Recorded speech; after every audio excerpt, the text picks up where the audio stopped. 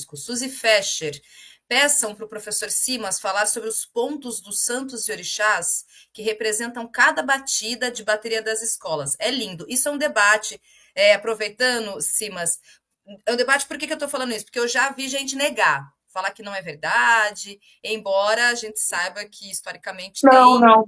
isso. Então eu queria te ouvir, porque eu já Não, ouvi duas opiniões sobre não, isso. acho que ninguém nega, não. O que as pessoas negam, e eu também, é que isso seja um processo intencional e que seja um processo vinculado a todas as escolas. Eu, por exemplo, jamais disse que todas as escolas intencionalmente pegam, escutam o toque para orixás e transportam para a bateria. Isso é uma maluquice. Não existe isso. Você tem algumas escolas de samba que fundamentam seus toques, sobretudo de caixa, não da bateria, mas de um instrumento específico, a caixa, em alguns toques de terreiro. Isso aí existe em algumas escolas de samba, declarado, inclusive, por gente velha de bateria dessas escolas de samba.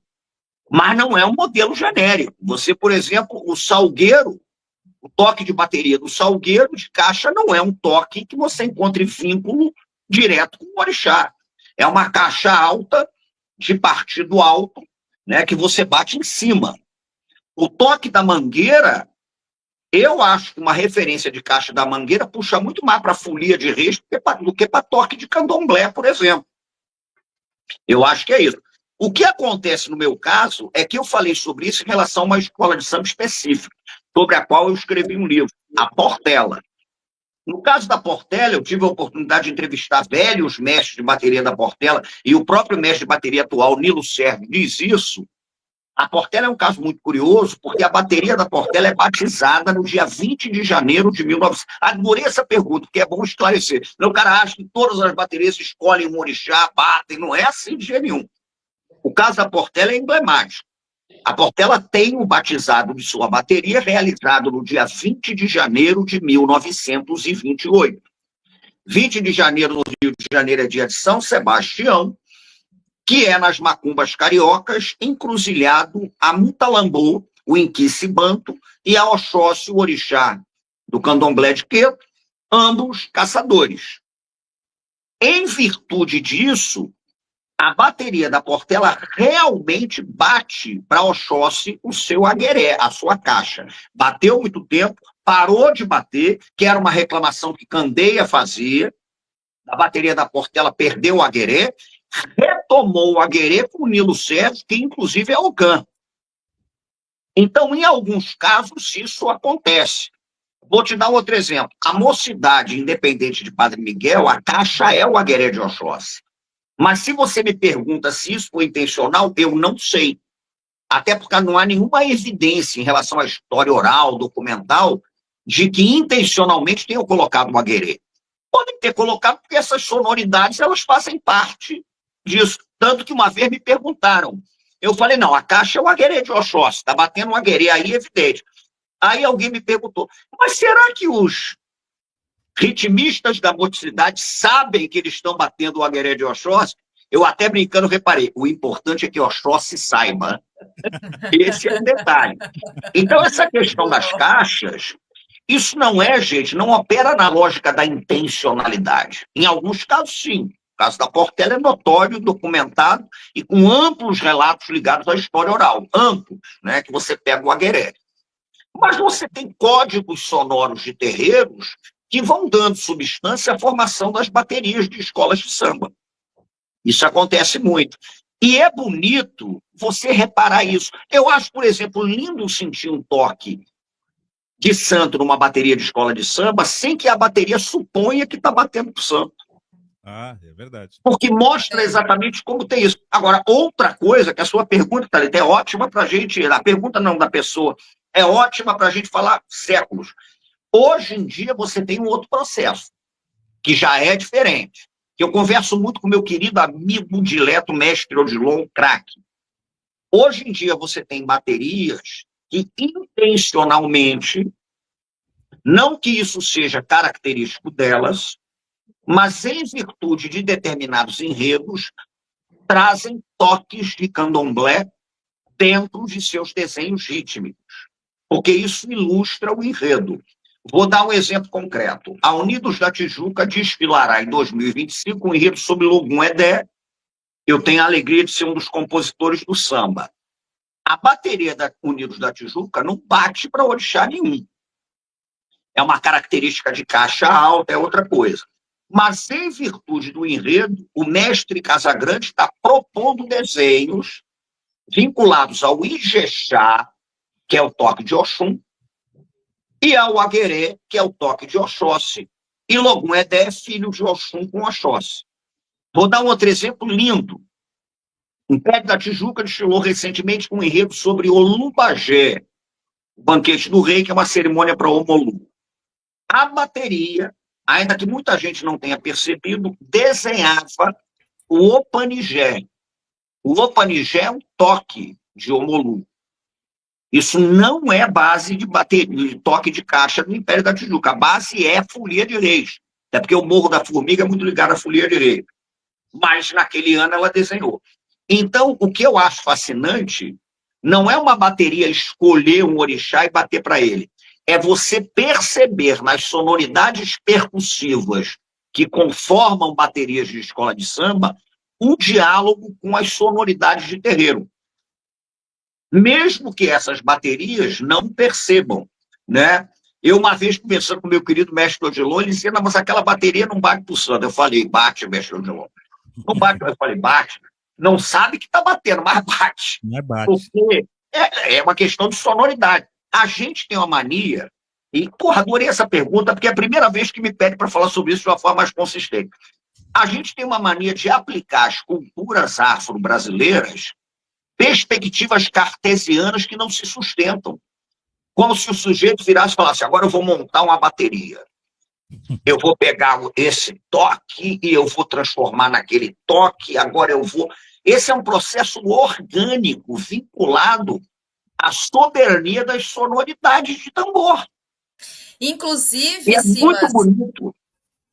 o Império Serrano, porque já me disseram que a tia Maria do Jongo, ela Sim, ia para a bateria do Império para ouvir se tinha jongo na batida, sim, sim, né? Estamos falando do jongo da Serrinha, sim.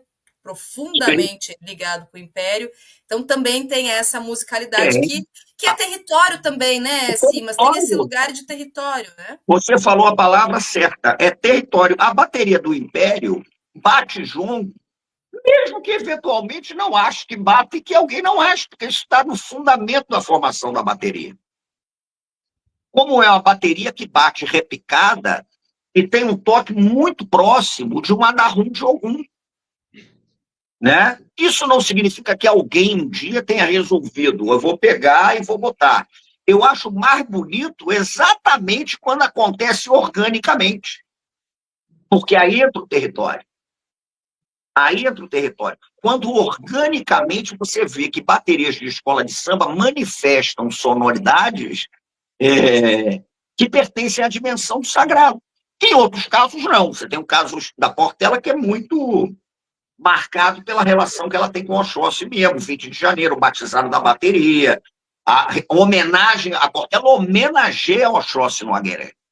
Homenageia o Oxóssi. A mocidade homenageia depois que percebeu que a caixa é um Agueré. Mas eu, por exemplo, não tenho nenhum tipo de possibilidade de te afirmar que resolveram bater Agueré ou aquilo estava mesmo nos códigos sonoros da região e acabam fazendo parte da formação da bateria. Muito Bom, bom. seguindo aqui que tem Vai lá. mais comentários. Cecília Manso, a Unidos de Bangu vai homenagear a aldeia Maracanã neste carnaval. Vai, no grupo de acesso, Unidos de Bangu desfila na série Ouro, os desfiles de sexta e sábado. Estreou agora, no domingo passado, um ensaio técnico, falando sobre a aldeia Maracanã. Maravilhoso. Valdex Santana, salve, mestre Só um Simas. detalhe, você vê, só um detalhe, olha que coisa linda que é o carnaval. O Unidos de Bangu recentemente fez um enredo sobre Castor de Andrade, agora vem com a aldeia Maracanã. Quer dizer, esse sarapatel é Meu fascinante. Deus. E o Valdec, botafoguense também, ele aqui, olha Ó, só, em algum momento, diz ele, houve resistência das escolas de samba à apropriação do jogo do bicho? Saudações alvinegras. Imperatriz 2025, diz ele. Um samba maravilhoso da Imperatriz. Diga-se de passagem. Organicamente, não. Até porque na cultura carioca isso está muito entranhado. Né? Nas escolas. Eu falei que as escolas de samba dialogam com tudo. Essa relação com o jogo do bicho, primeiro, não é uma relação que ocorre em todas as escolas de samba. Ela é uma relação que passa a ocorrer com mais substância em algumas escolas de samba a partir da década de 70. Por exemplo, o Natal era banqueiro do jogo do bicho e próximo da Portela, patrono da Portela.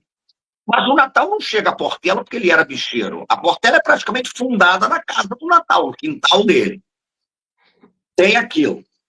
O fenômeno que marca mais a relação com o jogo do bicho, eu também tenho trabalho aí sobre o jogo do bicho, é o que acontece em meados da década de 70, quando a família Abraão Davi se aproxima muito da Beija-Flor, a família Drummond se aproxima muito da Imperatriz Leopoldinense, e o Castor de Andrade se aproxima muito da Mocidade Independente Padre Miguel, e depois chega a família do Miro no Salgueiro, Capitão Guimarães em Vila Isabel e tal. De certa maneira, o jogo do bicho se aproxima dessas escolas de samba até como uma estratégia que não é da de lavar dinheiro, não. Até porque lavar dinheiro, o jogo do bicho lava dinheiro de formas muito mais sofisticadas e contundentes. Escola de samba. Você acha que algum bicheiro daqui precisa lavar 2 milhões no carnaval? A gente está falando de negócios que são muito mais volumosos. Era até uma tentativa de você consolidar domínio territorial e fazer uma certa limpeza de imagem. Isso acontece de uma forma contundente. E aí você vai traçando relações que são muito complexas. Né? Muito complexas. E eu não vejo essa reação, até porque isso está muito entranhado na formação comunitária do Rio de Janeiro.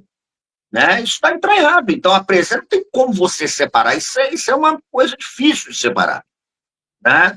Não adianta também a gente ter uma perspectiva muito higienista de que você vai, o higienismo no pior sentido, limpar as escolas de samba desse elemento, daquele elemento. É um processo contraditório marcado por tensões, em que você opera muitas vezes numa fronteira muito frágil entre o lícito e o ilícito, entre a legalidade e o crime, entre o espetáculo e a folia, né? Entre o turismo e a cultura. É muito complexo, cara, mas eu não vejo isso, não.